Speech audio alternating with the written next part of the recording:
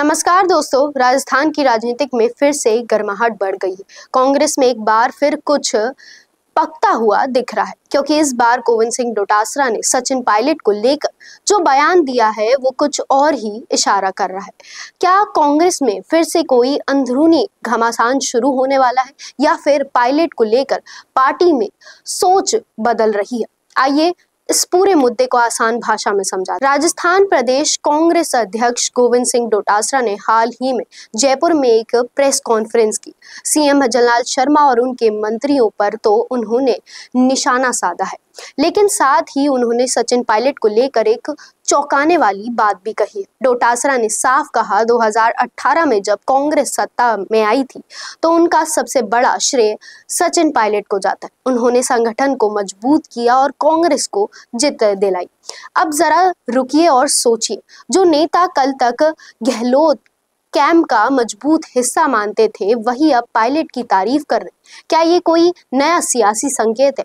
आपको याद होगा 2018 में जब कांग्रेस सत्ता में आई थी तो सचिन पायलट ही प्रदेश अध्यक्ष थे। उन्होंने पार्टी को गली गली तक पहुंचाया था, लेकिन जब सरकार बनी तो सीएम गहलोत बन गए और तभी से कांग्रेस में दो धड़े बन गए। अब जब डोटासरा ये कह रहे हैं कि पायलट की मेहनत से सरकार बनी थी, तो इसके दो बातें निकल कर आती है। या तो कांग्रेस पायलट को फिर से फूट पर लाने की सोच रहे हैं, या फिर पार्टी में अंदरूनी खेमबाजी फिर से सिर उठाने लगी है। इतना ही नहीं, डोटासरा ने यह भी कहा है कि मौजूदा बीजेपी सरकार में अध्यक्ष शांतिया काम कर रही है।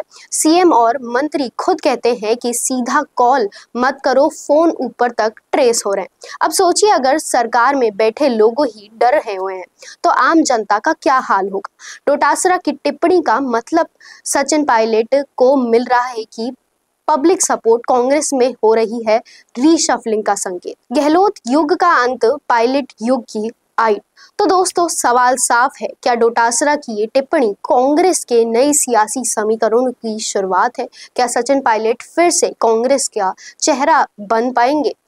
आपको क्या लगता है? अपनी राय बताएं हमें कमेंट बॉक्स में, और देखते रहिए संवाद भारत का, भारत के लिए।